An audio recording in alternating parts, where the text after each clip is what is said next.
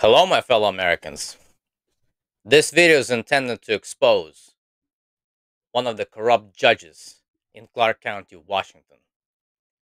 This is a motion to dismiss on the case of my wife having been charged, maliciously prosecuted, for obstruction a law enforcement officer in the state of Washington. This is going to be an exposure to what is actually happening all throughout the county and the country, exposing corrupt politicians, how the obstruction of justice is being carried out, how innocent Americans are being prosecuted and persecuted for simply standing up for their rights and the Constitution. This is going to be a video where I'm going to absolutely bash this judge, the prosecutor, the prosecuting attorney, and this corrupt system, and the criminal gangsters of Clark County Sheriff's Office. So welcome and enjoy it. And leave your comment. And let's fight this fight. And we, together as Americans, will succeed. We will persevere. We will be victorious. Okay, so we are on paper here for a motion to dismiss filed by the defense. Ms. Krivolenkoff, sorry about that, I'll have to practice that pronunciation, is making the motion on her own behalf. And I think I've gone through with you, or another judge went through with you, that it's still your desire to represent yourself without counsel. Is that right? Okay, I just want to make sure that we had done that previously.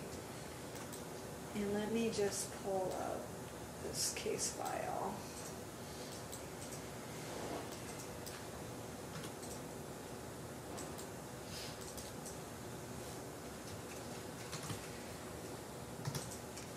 Okay, so the motion is based on whether or not, in these type of motions, the evidence taken in the light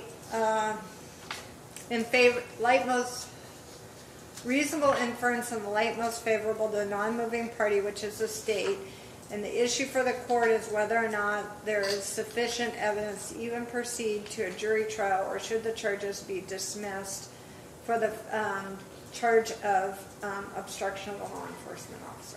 So that's the issue for the court today. So the state's going to present evidence to support what they believe is the evidence that would be presented at trial to support the charge of obstruction. So also the probable cause. Is there a probable cause? Yeah, probable cause is probable cause gets you in the door and gets release conditions set. Now we're talking about, is there even enough evidence to go to the jury? So we're like even at that next step for a jury to find you guilty. So is there enough? You're asking the court to determine whether or not there is enough evidence for that even to proceed to jury trial. It'll address probable cause as well. Okay. Okay, so your first witness, Ms. Sinclair. And then Ms. Krivolenko, just so you know, because I assume you don't have a lot of background in the law, we'll bring the witnesses up, swear them in, and you do have a right to cross-examine the witnesses. I should state, I know, and I didn't see that you guys brought the laptop today, but Ms. Sinclair may have workable copies. But there has been some evidence submitted, which I think are probably going to be those thumb drives of, and I assume they're the body camera footage is what these were. So I don't know if you have that or not, or planning on utilizing it, but we do have those thumb drives. I mean, yes, I was mostly going to take testimony for the court, and then if ultimately Ms. Krivolenkoff wants to have them played, we certainly can. If the court wants them played, we can play them from her USBs, or I can pull them up on the web base, whatever's easiest. Since we have them marked, I have the copied on whatever's easiest. I think she's brought a USB converter and can play. I also have my laptop, and we can use HDMI. Okay, I see you've got something there, maybe. Okay. Yana, I have a question though, before we continue. So the arresting officer is Mr. Shin. He's not on the witness list. He's not here. So why are these officers here? Well, these officers were also present, so I don't know. I'm going to have to hear the testimony of the officers. So I don't know anything about the facts other than what you guys have put in attached to your documents, but I don't know the role. There were other officers obviously there, so we'll. But don't I have the right to actually face the You officer will. that accused You me? will at trial. This is just whether or not there's sufficient evidence to even get to trial. So we're here in a pretrial motion. You're saying your position is we shouldn't even have a trial because there's not going to be sufficient evidence. Yeah, but the officer that accused me submitted to complaints, not here. Okay, that's fine. You can make that as argument. When I'm gonna let the prosecutor. I'm not gonna present her case for her. I don't know what she's gonna present. So she's gonna present evidence. When we get to argument, I'm not here to decide whether or not you're guilty or not today. That's not the role today. It's just whether or not there's evidence to proceed to trial. Okay, so you can make that argument at the end if they don't bring that officer. I don't know if that's the officer they said is coming or may not. Okay, first witness. Thank you, Your Honor. First, the state calls Sergeant Gregory Agar. And sir, if you could raise your right hand. Do you swear or affirm testimony you're about to give is the truth, whole truth, and nothing but the truth? Yes, Your Honor. Okay, go ahead and have a seat next to me.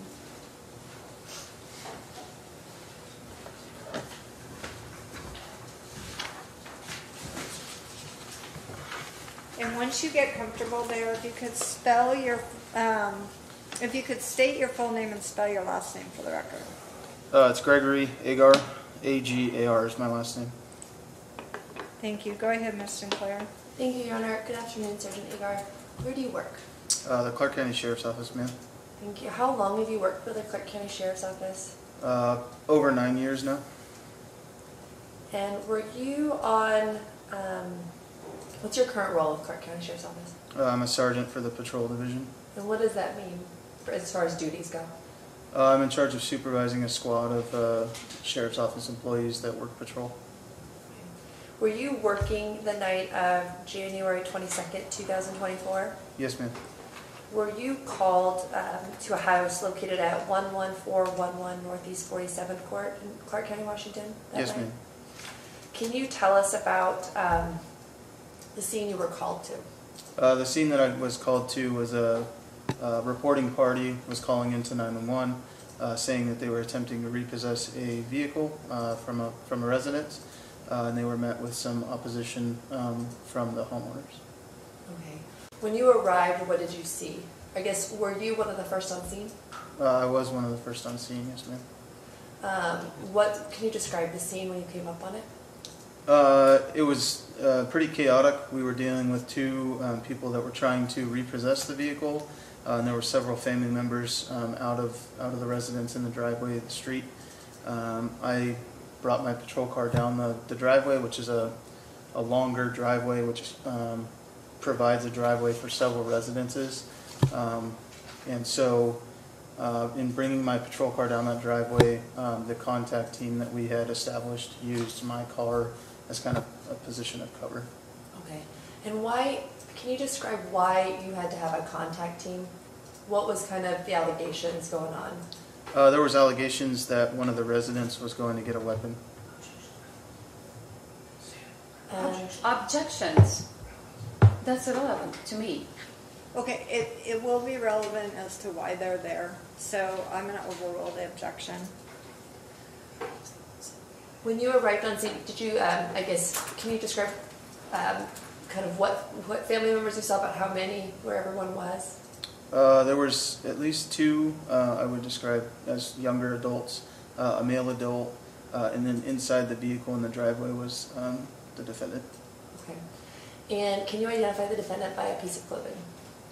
In the room today? In the room today. She's wearing a green floral shirt. Thank you. Please let the record reflect that Sergeant Agar the witness has identified the defendant. Record will so reflect. Thank you. Okay, so you're one of the first on scene, and who else is there? Do you recall? As far as sorry, we've covered the people. I guess as far as law enforcement. There were several deputies that were there. Okay. You arrived, do you think, towards the beginning, but in the middle of all the officers? I'm just trying to get a picture of what it looked like when you arrived. So again, I was technically the first on scene, if you will, because I drove my patrol car down the driveway. Once I exited my car, that's when all the other deputies kind of conglomerated behind my patrol car, and then another front yard of a residence that we were next to. Okay. And how are you all dressed for this situation? In a very similar uniform to this. Okay. Are you also wearing any additional protective gear based on the allegations of a weapon? Personally, I don't remember if I was, but I know several deputies had their helmets on. Okay. What did you do when you arrived? I began kind of organizing the two separate contact teams, if you will. We were meeting a lot of verbal resistance from family members in the yard, the driveway. So dealing with that while understanding that we had two potential victims that were in the tow truck, which was attempting to repossess the vehicle. And were they in the tow truck when you arrived? Yes, they were. And was their tow truck free to leave? Was there anything blocking the tow truck? It was not free to leave. There was vehicles that were blocking, as well as family members, if you will.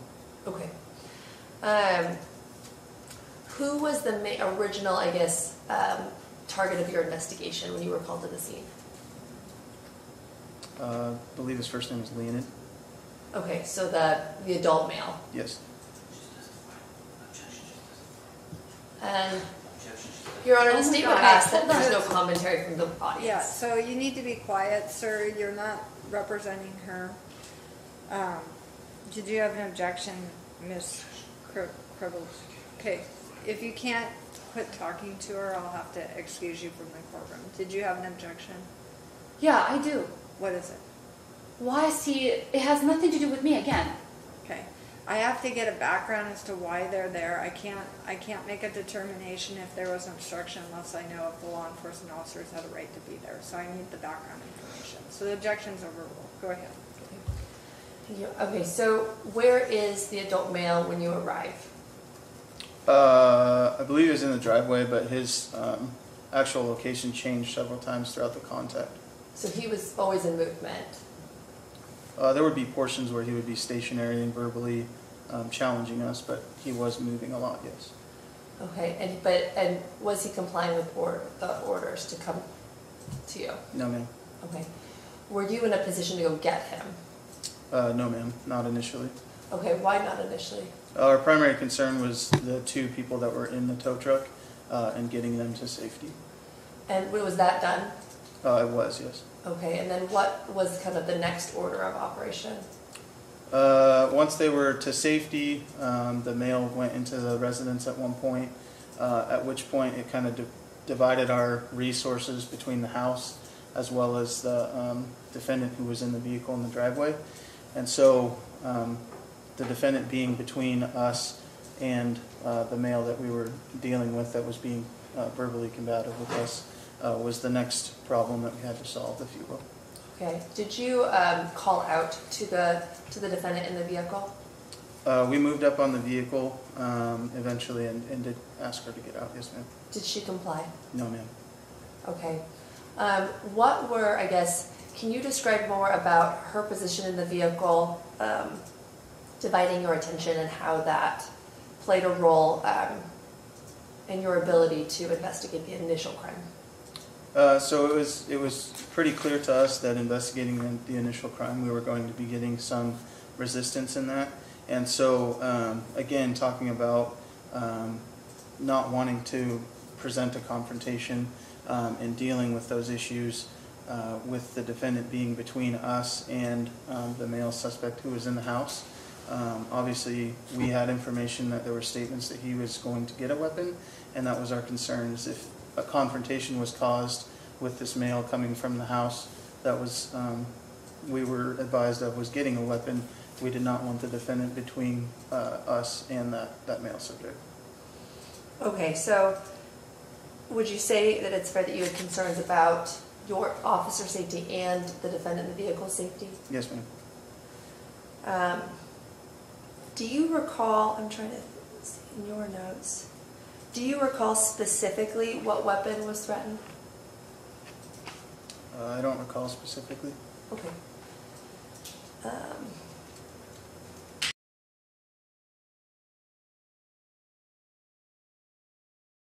ultimately, let's see. Ultimately, when you asked her to get a car, and she did not comply. Ultimately, what did you do? She was advised that she was obstructing a law enforcement investigation, and that if she didn't comply with orders, she would be arrested. Again, refused to get out of the vehicle, and we had to break a window on the vehicle.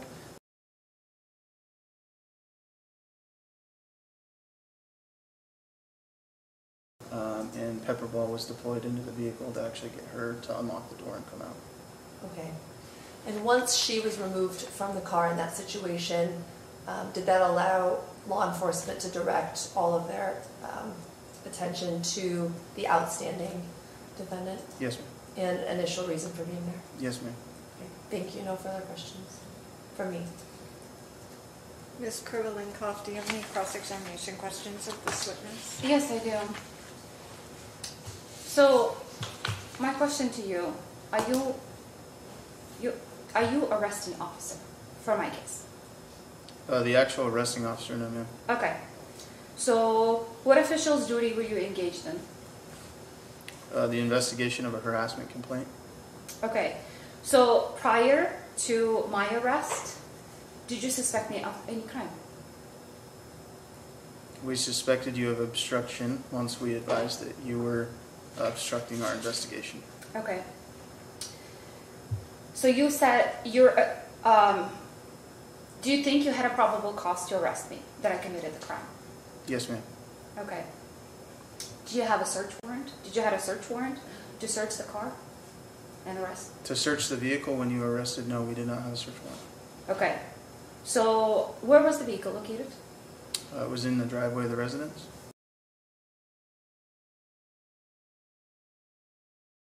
Okay.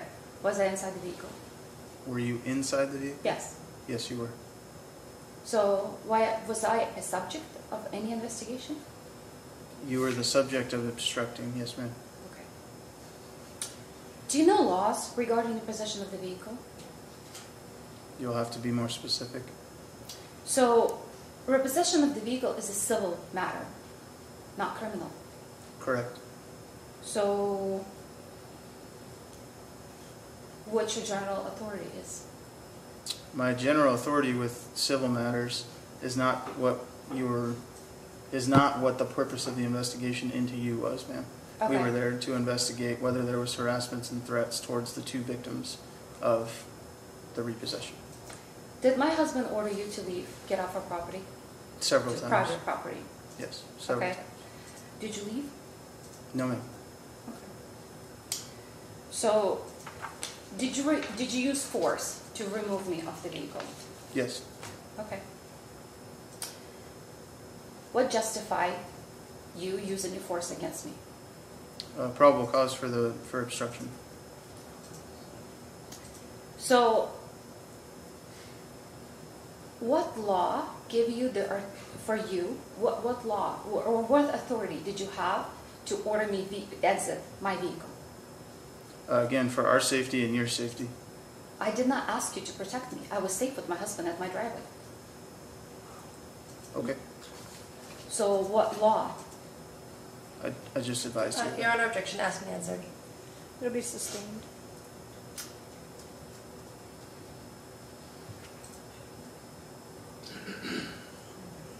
Okay. Are you aware of the penalty of false swearing? False swearing? Yes. What are you referring to? Law 9872-040. I would have to specifically look at the RCW to understand what you're talking about. I believe I have the law. Okay. Are you aware of penalty of malicious prosecution?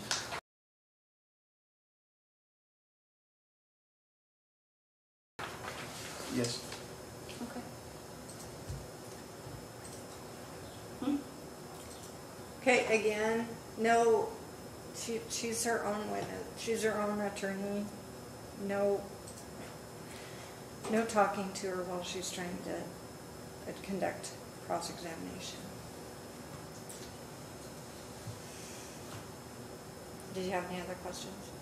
I think I want to play my 2 videos.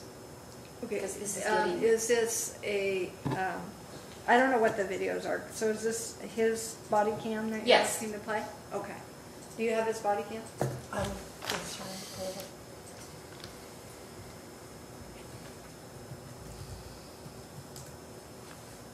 And if we can turn the TV on here. So.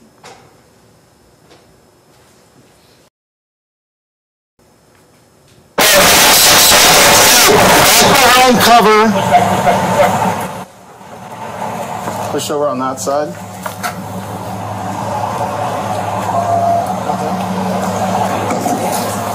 Yeah. You have eyes on him still? Hold your shield.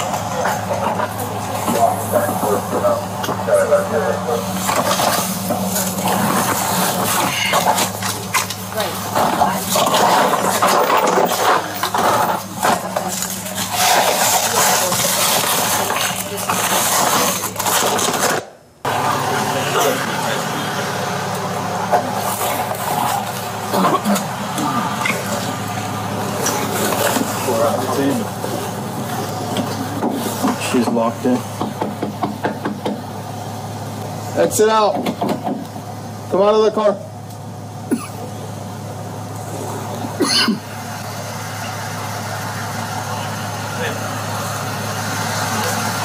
Copy. Huh? What? Max? Yeah, I'm getting ready to. Get out of the car. Ma'am, that's a lawful order. If you don't do so, we're going to smash your window. We're going to smash your window if you don't come out. Huh? Open the door.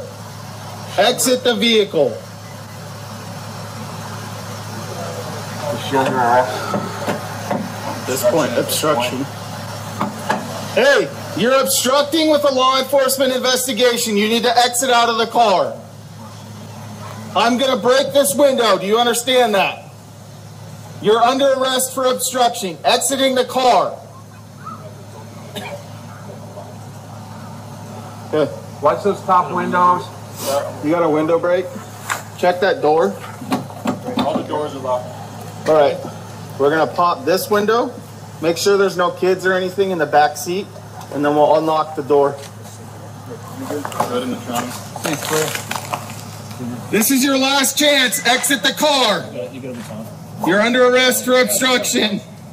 Yeah, I'm told. Perfect. Watch your eyes.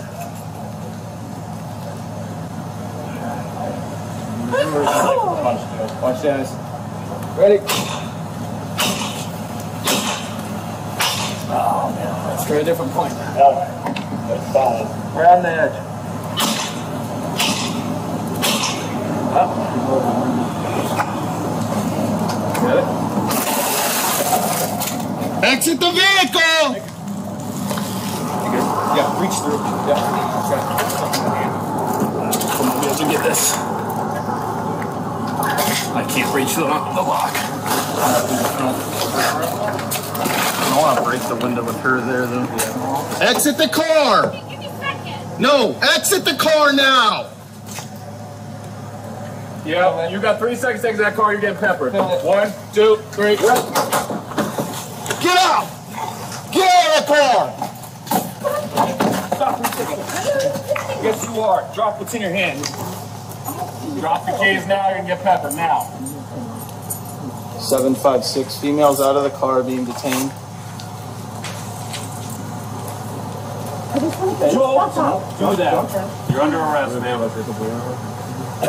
There's a leaking pond in my driveway. What's that? I got taser if we need it. I have to make a phone call. Chris, we're gonna come on here. Okay, I'm gonna pull, if you're cool with it. Wait for him.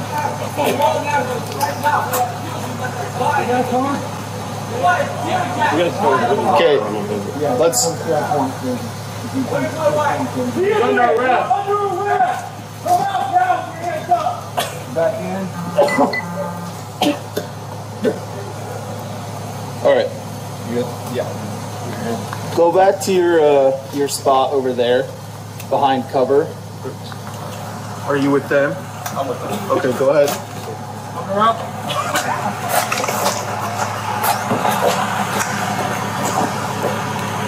No, we're repositioning back to where we were. We're moving to you.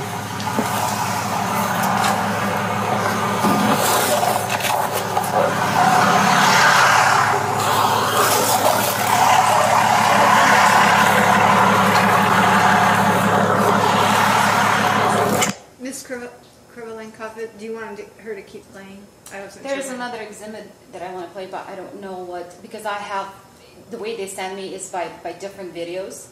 So for me, it's a lot by different files. So I have like, you know. So it's these. I have these two exhibits, so that's the way you have it on these. Right. Okay, I can hand this to you. But is it his video or is it somebody else's? His. Video? Oh, it's his too. Yeah. Oh, yes, ma'am.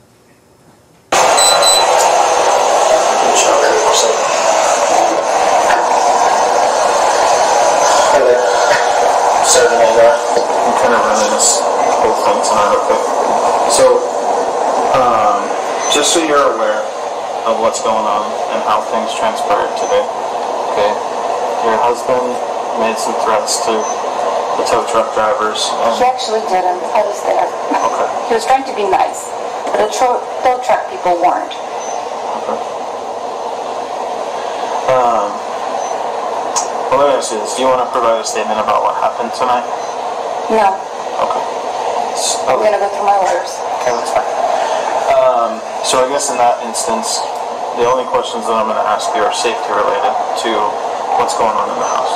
Okay. So whether your statements are that your husband didn't do anything or that he did anything, that's null and void at this point. Okay. We have probable cause for his arrest. Okay. He's been told that numerous times, and he's refused to come out. Okay. During an interview with one of the victims, they did say that he made a threat that he was going to go in the house and get a gun. Okay. He never said that. Okay. Again, whether you think that or not, that's what. No, I know, but he never said he takes a gun. Okay. He said he's going to go inside and get it. It wasn't a weapon. That's fine. Again, we're operating after what we're being told. Right? Unfortunately, law enforcement rarely is in the situation at the time and can witness everything that happens, right? So we're trying to piecemeal things together after the fact, okay? Do you guys have all body cams? Okay. Yes. So we can pull So again, I'm not going to ask you about the case, okay? But I know there's 4 children inside the house plus your husband, correct? Correct. Okay. At this point, we're not going away. Your husband is under arrest for a felony level crime. Actually, several of them, okay? After everything is said and done, we have probable cause for his arrest and he's going to go to jail, okay? Okay. The court process afterwards and stuff, that's not what we're here about today, okay? Does that make sense? Yeah. Alright, so having that in mind, we're not going away. We're currently offering a warrant for your residence to go in and effect an arrest on your husband, okay? Now obviously that has to get approved through a judge and everything like that, right? But my concern is that I want a peaceful and safe resolution to this whole thing tonight, okay? I offered. Can I talk to him? What's that? Can I talk to him? Potentially, Okay. okay? But the road that we're going down right now at this point, with him allegedly making a statement that he was going inside to get a gun, I now have to consult with the SWAT team, okay? Okay. Because the SWAT team gets involved anytime that there's alleged firearms and violent offenses, which is what we have probable cause for at this point. Does that make sense? Yeah. Okay. So the SWAT team uses different tactics than we do on patrol. They play by a different rule book for safety reasons, okay? They obviously start at the lowest level possible to try and get him to come out to them. But again, He's irritating right now. He's not going to come out until I ask him to, you guys. So you're escalating this more than it needs to be. so you're saying that if I was to put you on the phone with him, Yes. he would 100% come outside? I cannot guarantee 100%, but I'm pretty sure I can talk him into it. Okay. But my question is, am I coming with him too? Well, at this point, you're in the back of a police car and under arrest for obstruction. Okay. Okay. So that means I have to talk to him because I don't want this any more escalated, especially with my kids inside. Okay. I understand I have adult children. I understand there's aftermath with that. We'll deal with this. But I don't want to escalate anymore, so I need to talk to him because it's gonna get more hairy. And I know my husband, you don't want to go that path. Okay.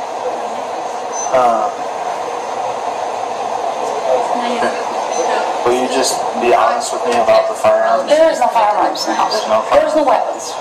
We don't carry any weapons. We're Christian, so I don't have any weapons in the house. Okay. Thank you for your honesty. Your Honor, at this time, the state would ask that the evidence stop playing. We're beyond the point of what that she's been charged with here. You've heard beyond what's relevant. Okay, How is it beyond? You sit back. You want me to keep playing or? She can do that.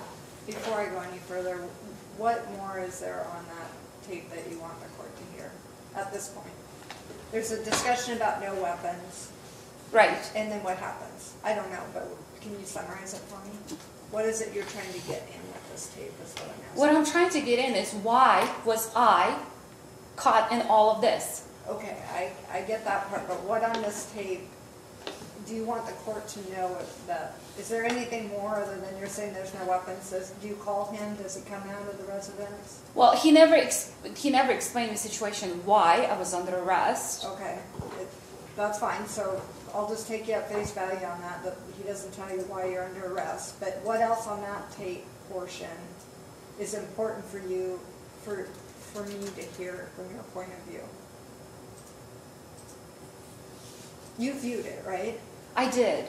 There's just so many discoveries that I'm trying to figure it out. Obviously you got an argument.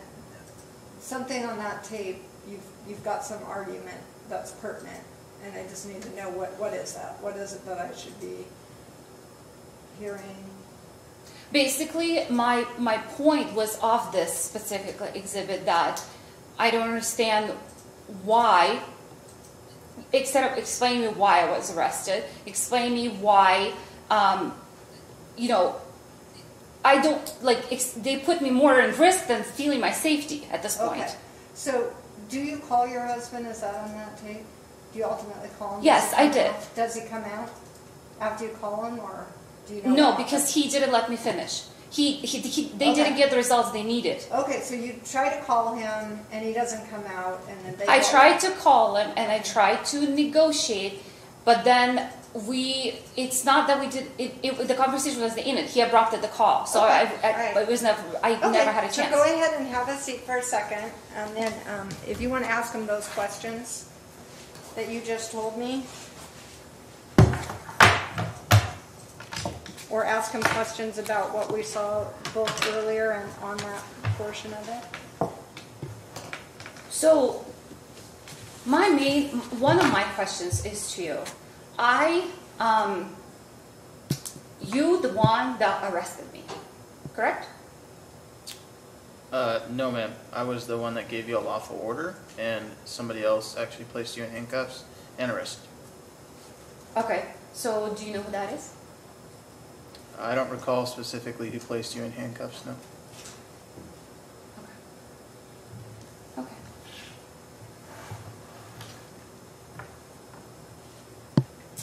How come you didn't let me finish talking to my husband and trying to talk him into it? I don't know that that has any relevance to your obstruction charge, ma'am.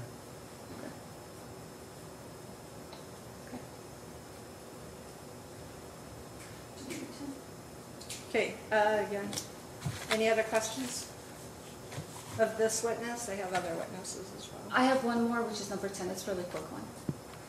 I'm sorry, what did you say? I have one more. It's a really quick one. That's fine. Exhibit. Is it his stuff? Or is it another It's officer? pertaining, he's involved in it. Okay. Older gentleman and his wife took off. They're speaking with the tow truck drivers about essentially defendant one, the husband.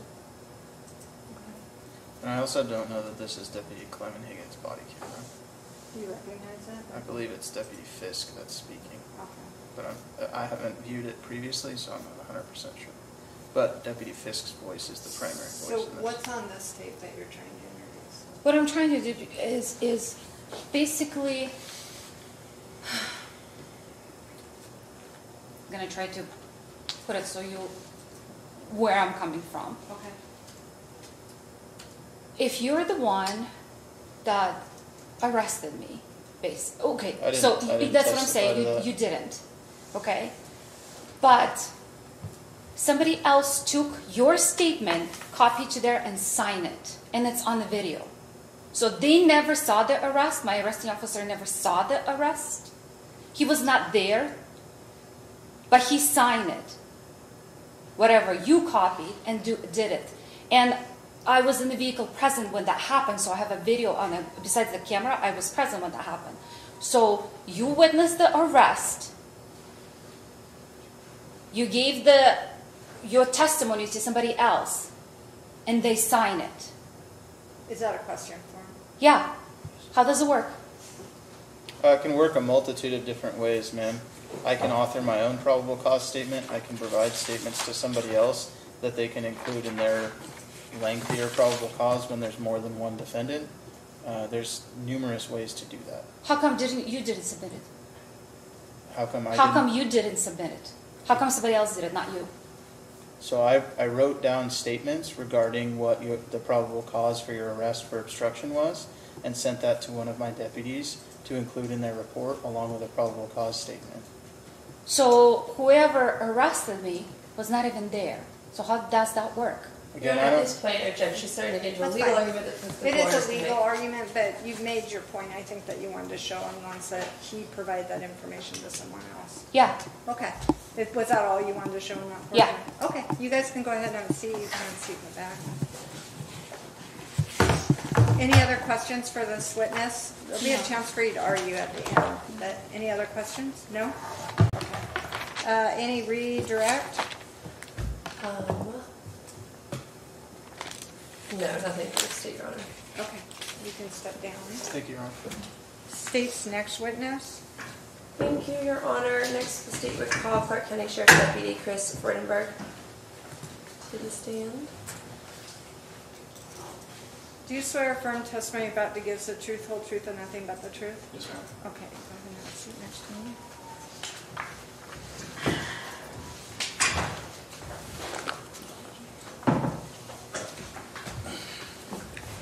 And once you get comfortable there, if you could please state your full name and spell your last name for the record. Christopher Freudenberg, Freudenberg. Go ahead, Mr. Good afternoon, Deputy Freudenberg. Where do you work? Clark County Sheriff's Office. How long have you worked for the Clark County Sheriff's Office? I think coming up on 3 years. 3 years. And what are your duties? Patrol. And can you just give general description of what that means, patrol? What duties do you have? Respond to 911, 311 police calls that need a physical police presence or a phone call, just some sort of police response. Thank you. Were you on patrol duty on January 22nd, 2024? Yes, ma'am. Did you respond to a 911 dispatch at 11411 Northeast 47th Court? Yes, ma'am. Can you describe the scene when you came up on that house? It was like a dead-end lot or a court. There was a tow truck hooked up to another vehicle. I believe there was a vehicle parked either in front or catty corner to the tow truck. There was people inside the tow truck and then also somebody inside the vehicle that was hooked up to be repossessed. Okay. Was there anyone else, not law enforcement, on scene that you witnessed? Like members of the house? Yeah, there was the defendant, her witness here today, and then 2 sons that were also outside. Okay. So an adult man and then 2 what appear to be children? Yeah. I mean, I wouldn't call them young children, but okay, maybe teens. Okay. Where did you come across the defendant that day? Did I come across her? Yeah. Yes. Where did you come across the defendant? She was sitting in the repossessed vehicle the entire time. Okay, and that person who was sitting in the repossessed vehicle, is she here in the courtroom today? Yes, ma'am. Can you identify her by a piece of clothing? Teal flower clothing. Thank you. Let the record reflect that the witness has identified the defendant. Record will so reflect. Were you Were you one of the deputies that night who approached the vehicle? Yes, ma'am. Do you remember who else was there? As far as like, did you guys go with kind of a unit? Yeah, Sergeant Agar, I believe Deputy Morgan and myself. Okay. And backing up just a little bit, do you remember there being a large police presence? Yeah. And was there a SWAT team there? No, but we did have armor there. Armor there. We did have a SWAT rig that we utilize on patrol for any time a weapon is involved or could be involved. Okay, and in this case, was it your memory that there was allegations of a weapon? Yeah. Do you remember what kind of weapon? I believe in call notes it said, I want to say it said there was a gun, but I remember seeing a pipe. Oh, when you arrived, you saw a pipe? Yes, ma'am. Who was holding the pipe? The defendant's husband. Okay. Where was he when you first arrived with the pipe? He was in his driveway in front of the repossessed vehicle. So the vehicle is parked normal in towards the garage. He would have been the front right side of that, front passenger side of that with his kids next to him. Okay. Did he ultimately go in the house? Or was he in and out? It was in and out the entire time, just yelling at us. Okay. When you, can you tell us about, I guess, your interaction specifically with the defendant? Kind of lead us up to her arrest. Well, I started on the west side of the house, moved to the south. I kind of bounced around because I was the pepper ball operator that night, involving mainly the defendant once we decided to move up to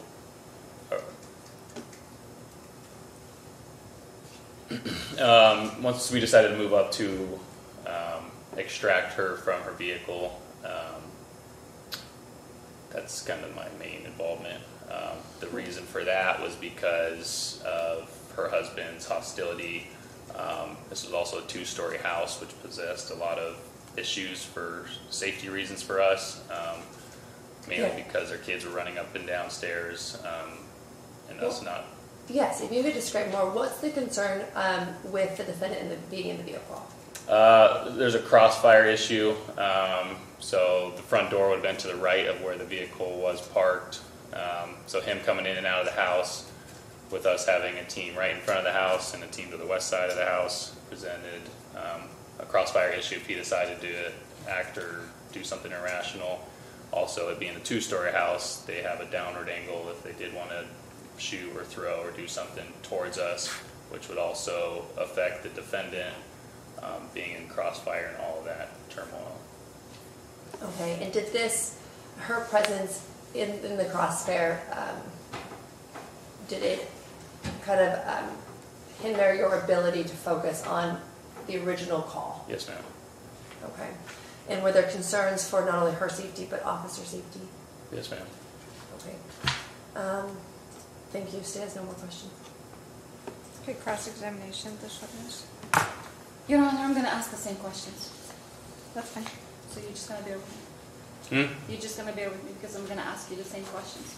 Okay, Okay. Were you an arresting officer for me? No. Okay. What duty were you engaged in? Patrol. Okay. So prior to my arrest, did you suspect me of any crime? Yes, obstruction. Okay. Did you have a probable cause? Obstruction. Did you have a search warrant for me? Or for the vehicle, for my arrest? No. Where was the vehicle located when I was in it? In your driveway. Okay. Was I inside? Are you inside? Yeah. Of the vehicle? Mm-hmm. Yeah. Okay.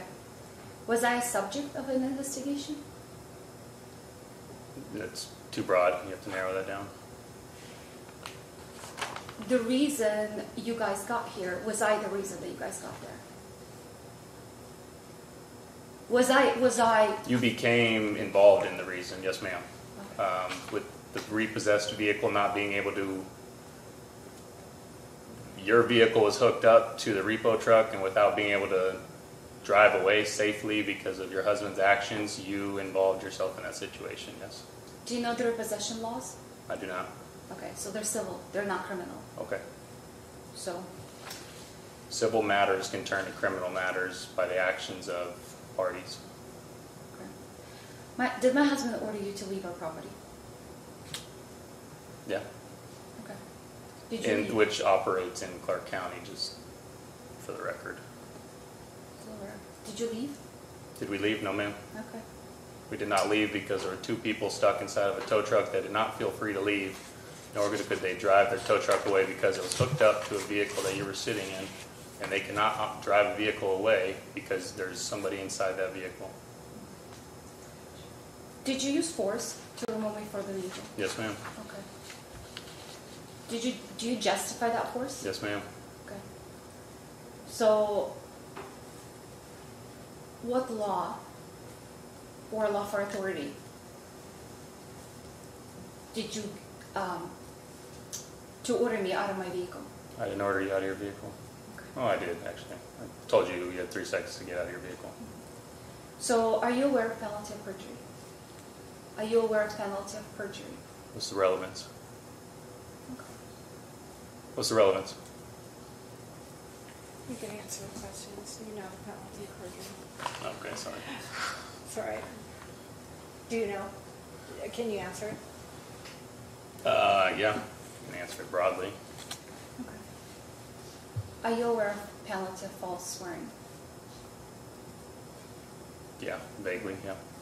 And then, are you aware of penalty malicious prosecution? Malicious prosecution, are you No. aware of the penalty? No. Okay. That's all I have. Did you say no further questions? No further? Okay. Any redirect? No, Your Honor. Thank you. Oh. This is done. We want to exhibit one One more, I'm sorry. Are you wanting to show a video of his? One more. of the interaction. Is she wanting to show me, or is her husband wanting to show me? Because she said she was done. No. I'm sorry. It's okay. I didn't see the note. One. Exhibit Yeah. one. Exhibit one. Is this his body cam or somebody else's? This is a recording of our own recording of the entire incident, and this is where it's going to show that the defendant was free to leave her vehicle. So.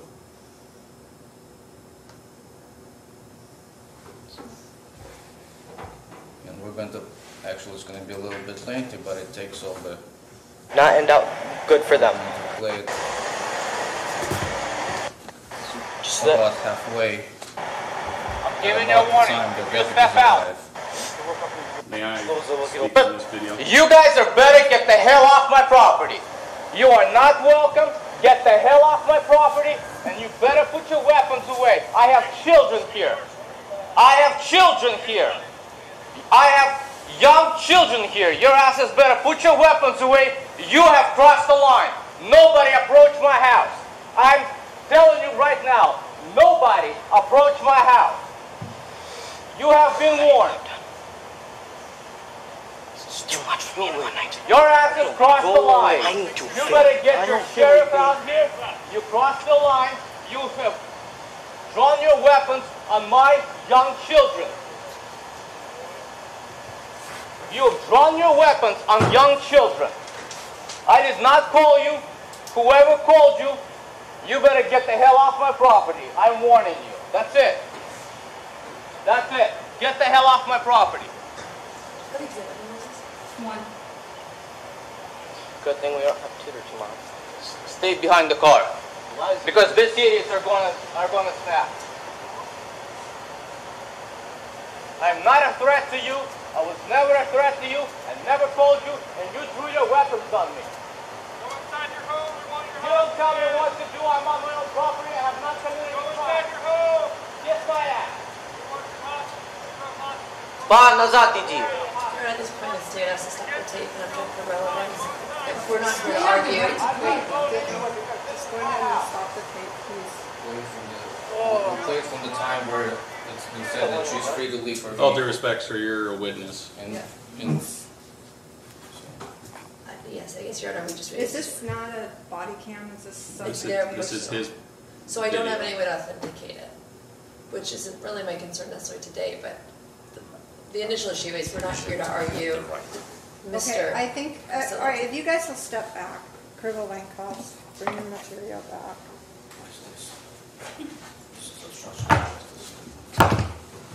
So on the video says that I have a right to leave my vehicle, and then they're not.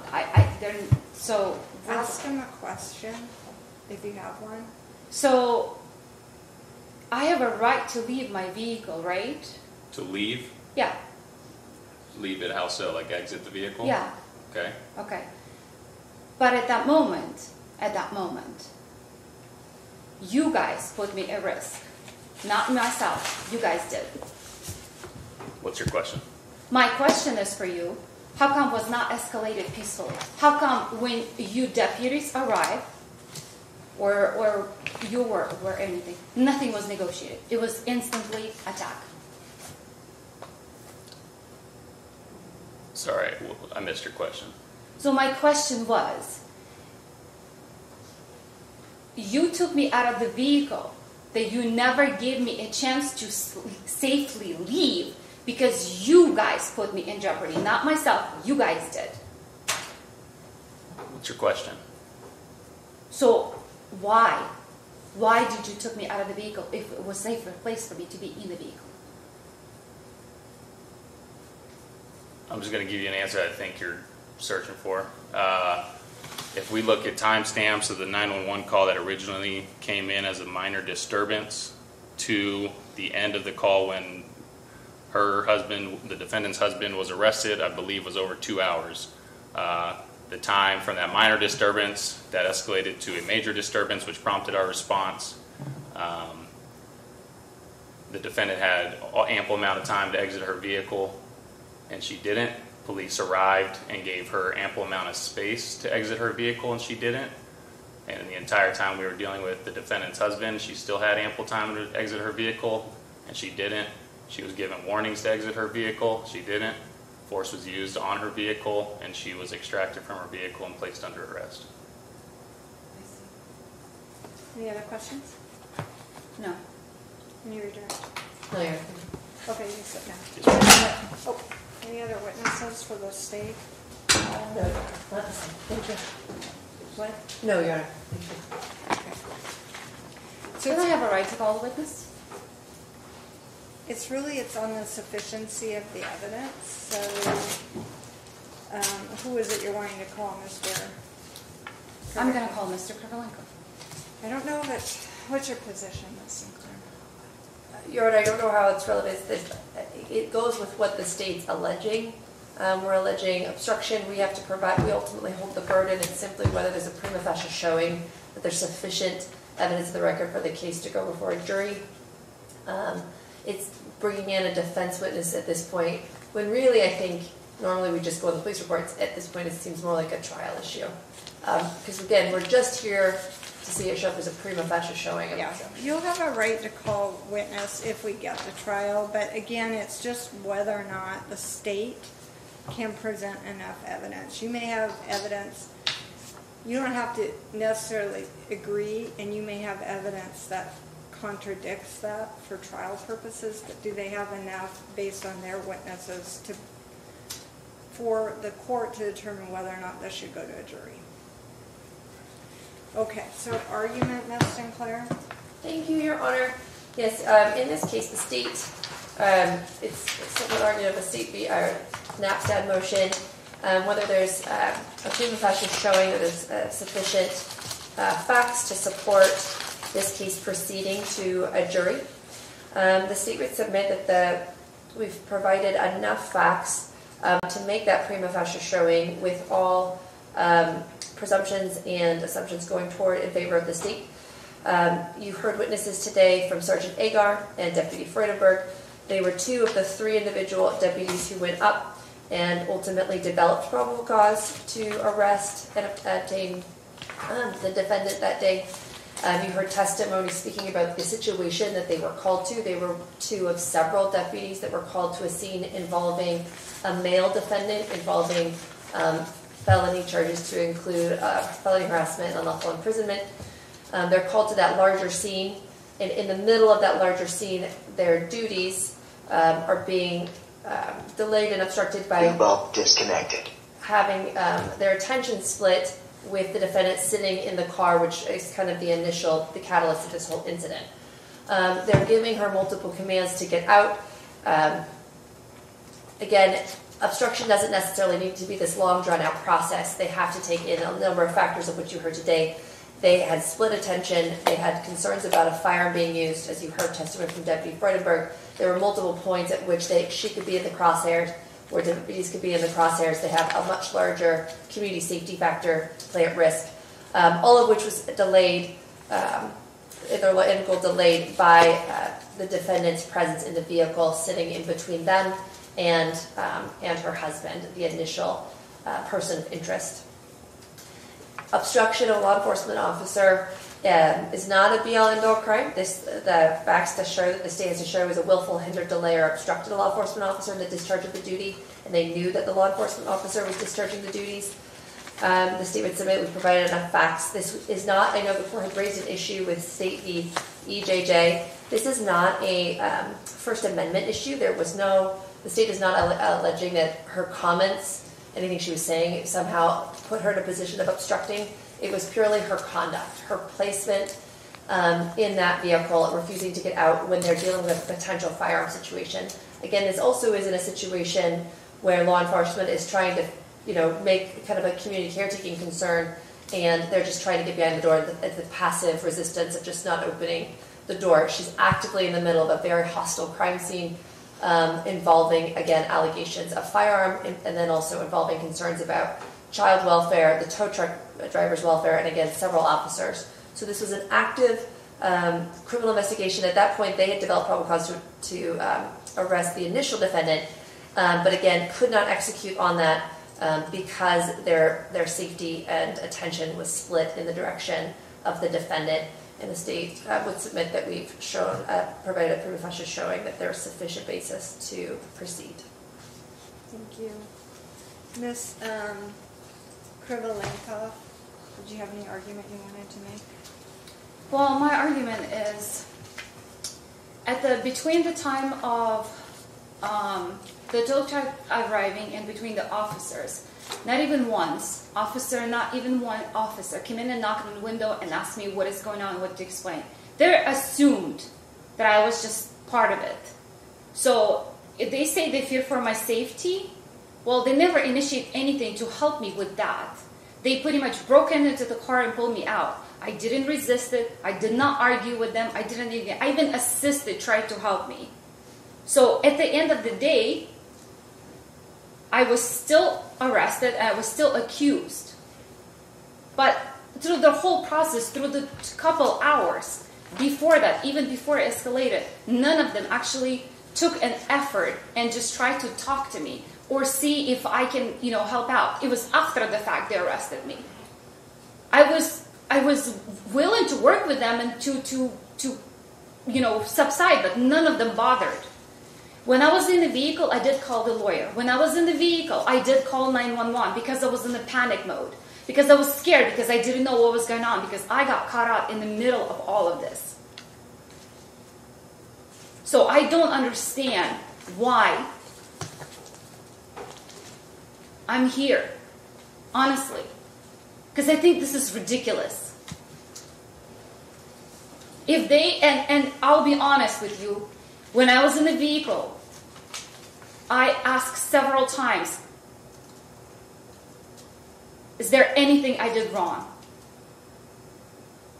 None of them could answer me that.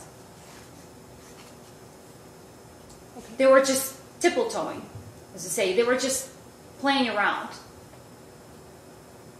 And at some point, I just understood that it was no point because they were after my husband. They had nothing to do with me. And I felt a victim that basically they took me so they can get to my husband. So that is my case. I honestly, I don't know what I did wrong. Because I was sitting in my driveway, in my car. Okay, thank you. All right, so I'm going to start with what we call findings of fact, and I'm going to talk about some of the case law and make a legal ruling. So the court heard from two witnesses, Sergeant Gregory Agar, and I apologize if I'm mispronouncing names, and Deputy Chris Freudenberg. Also, the court was able to view snippets of some body cam footage that was played during the hearing. Sergeant Agar testified first, and he indicated that he has been employed with the Clark County Sheriff's Office for 9+ years. He was on duty and employed on January 22nd, 2024, when he was dispatched to the residence of 11411 Northeast 47th Court, located in Clark County, Washington. The initial report came in that a party was attempting to repossess a vehicle. He was one of the first to arrive on scene. He described the scene as a longer driveway with several residents. There were some allegations that he was aware of that someone was trying to get a weapon. When he arrived on the scene, he observed 2 younger adults, an adult male, and then an adult female, the defendant in this case, in a vehicle located on the property of the defendant and her husband. There were several deputies that ultimately arrived on scene. They were in uniform. There were 2 potential victims in the tow truck that were blocked in and unable to leave their vehicle. The adult male subject, the defendant's husband, was moving about, and I believe we heard on some tape, and both officers acknowledged that he was telling them to leave his property. The defendant, in this case, Ms. Krivolenkoff, was located in a vehicle which was between where the officers positioned and where the husband, was positioned, and he was entering in and out of the house. They asked her, according to Sergeant Agar, to get out of the vehicle, meaning this defendant, and she did not comply. Sergeant Agar said that they were concerned for her safety, the fact that there was a weapon involved, officer safety, and the defendant's safety. He could not recall specifically what weapon. She was advised she was obstructing law enforcement. A window was ultimately broken, pepper ball, and she was forcibly removed from the vehicle. On cross-examination, he indicated that there was probable cause to arrest. There was no search warrant for the vehicle. The vehicle was located in the driveway of the defendant's residence. He was aware that repossession is a civil matter, but that they were there to investigate harassment. Again, he acknowledged that the husband asked him to get off the property. He did acknowledge that he was forced to remove the defendant from the vehicle. On the body cam footage that was played, that was Deputy Agar, that the court could hear at times that all doors were locked. Officers were repeatedly requesting the defendant to exit the vehicle.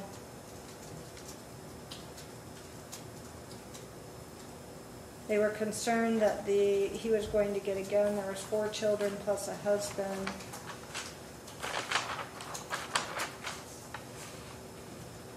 He indicated, meaning Sergeant Agar, that he did provide probable cause to another officer that wrote the probable cause statement. And he was not the officer that arrested, but he was the officer that requested her to get out of the vehicle. All right, and then Deputy Freudenberg testified that he is a Clark County Sheriff's deputy, been employed as such for 3 years.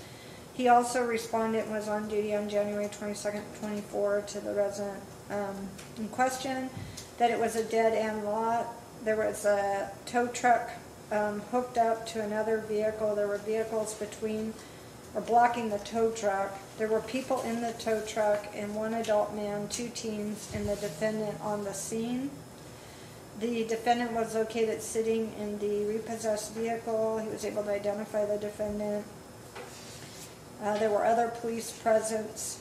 There was a swift vehicle and armor there because of the allegation of gun. He did see a pipe when he arrived. It was the defendant's husband in the driveway. And that husband was located near the front passenger side of the vehicle in question. He was in and out of the residence yelling at the officers.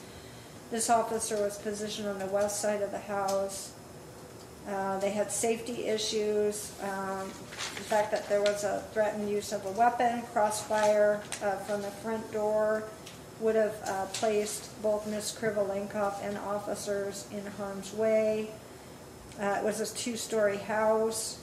The defendant's, in his opinion, vehicle hindered their ability to carry out their duties that day. On cross-examination, he indicated he was not the arresting officer. He indicated that Ms. Krivolenkoff became involved when she became suspected of obstruction by not exiting the vehicle. There was no search warrant for her arrest or for the vehicle. The vehicle was located in the defendant's driveway. The defendant was inside. He wasn't aware of the repossession laws. He did indicate the husband ordered them to leave the property. They did not leave. He indicated the tow truck drivers at least couldn't drive their vehicle out of there. They did use force to remove the defendant from the vehicle. And then he did indicate that from the time of the call of the minor disturbance to what he termed the major disturbance, approximately 2 hours had passed. During that period of time, they'd given her ample space and time to leave and multiple warnings to exit the vehicle. So there are a lot of cases on obstruction of justice, and that the courts, I'm just going to start with that first one, which is EJJ. This is a Supreme Court case, and it's State versus EJJ, 183 Washington 2nd, 497. And this is a case where they were attempting to subdue a juvenile female, and the defendant was her brother and was basically yelling at officers, refusing to close both doors to a residence. And in this case, the Supreme Court said, based on these facts, that it was insufficient evidence for obstruction. And they indicate that the obstruction statute provides a person is guilty of obstructing a law enforcement officer. The person willfully hinders, delays, or obstructs any law enforcement officer in the discharge of his or her powers or duties. To save the obstruction statute from being unconstitutionally overbroad in a First Amendment setting, they have construed the statute narrowly. Our cases have consistently required conduct in order to establish obstruction of an officer. In other words, a conviction for obstruction may not be based solely on an individual's speech because the speech itself is constitutionally protected.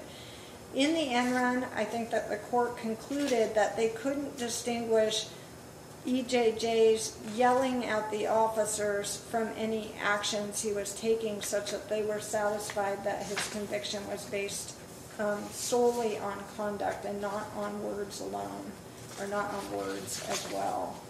So there's been some other cases, and I'm trying to find State versus Steen was a case. It's a Division II case, 164 Washington App, 789. This was a case where they responded to a disturbance involving a female and two males. They were doing a community caretaking function at the residence. They knocked on a trailer.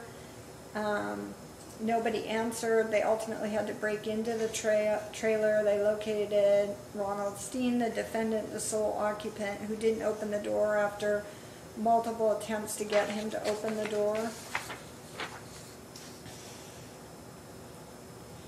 Again, they cite what, in this case, they actually define what hinder, some of the words in the obstruction statute, but they say hinder means to make slow or difficult the course of progress. Delay means to stop, detain, or hinder for a time, to cause to be slower or to occur more slowly than normal. Obstruct means to be or come in the way of, hinder from passing action or operation.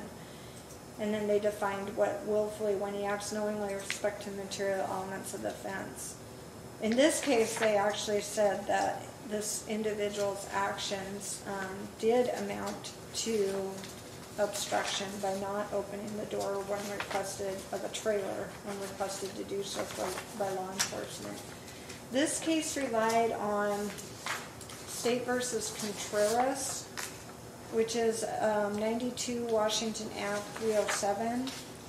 And this was a case where an individual is suspected of prowling vehicles. And the description of the vehicle was a white vehicle. So the officers located, within 5 minutes of the report, the officers arrived and found the defendant sitting in a white car in the area reported. He appeared out of it. He refused to obey the officer's commands to raise his hands or get out of the car, and he refused to speak to the officers.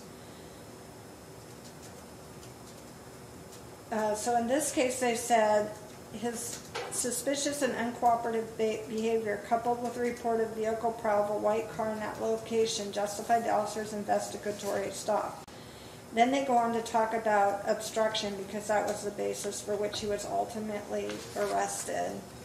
They indicate the statute's essential elements are: 1, that the action or inaction in fact hinders, delays, or obstructs; 2, that the hindrance, delay, or obstruction be of a public servant in the midst of discharging his official powers or duty; 3, knowledge by the defendant that the public servant is discharging his duties; and 4, that the action or inaction be done knowingly by the obstructor.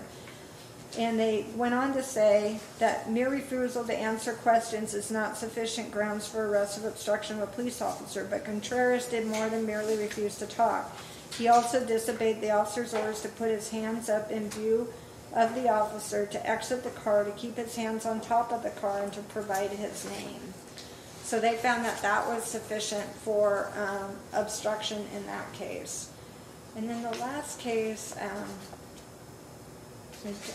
also basically states that there has to be conduct. And then there's one other case I wanted to mention, which kind of involves a side issue that have been raised by the defendants. And this is State versus Melendez, 137 Washington 2nd, 208.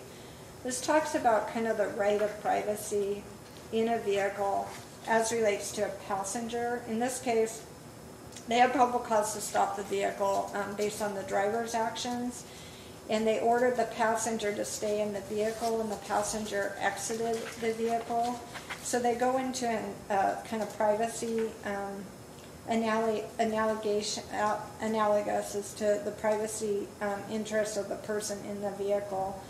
And they basically said that a police officer should be able to control the scene and ensure his or her own safety. But this must be done with due regard to the privacy interests of the passenger, who was not stopped on the basis of probable cause by the police. An officer must therefore be able to articulate an objective rationale predicated specifically on safety concerns for officers, vehicle occupants, or other citizens for ordering a passenger to stay in the vehicle or to exit the vehicle. This articulated objective rationale prevents groundless police intrusions on passenger privacy. But to the extent such an objective rationale exists, the intrusion of the passenger is de minimis in light of the larger need to protect officers and to prevent the scene of a traffic stop from descending into a chaotic and dangerous situation for the officer, the vehicle occupants, and nearby citizens. So this case is different from EJJ. It involves the threatened use of weapons, specifically a gun. It involves an individual, specifically Mr. Krevelenkov, who's obviously upset and yelling at the officers. He's not the subject of the arrest, but not the subject of the charge today specifically, but he was creating the situation that concerned officers for their safety and for the safety of Ms.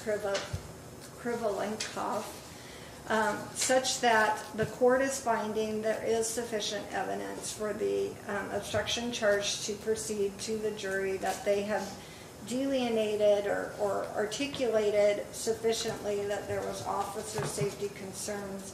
The conduct in this case is similar to the conduct in Contreras, and that the defendant in this particular case was refusing to comply with law enforcement commands. The defendant seems to be indicating or somewhat arguing that she was never given an opportunity to leave the vehicle, but that's not the evidence that the court had in front of it. Today it looked like there was ample time for her to have willingly to have left the vehicle. So we are set for trial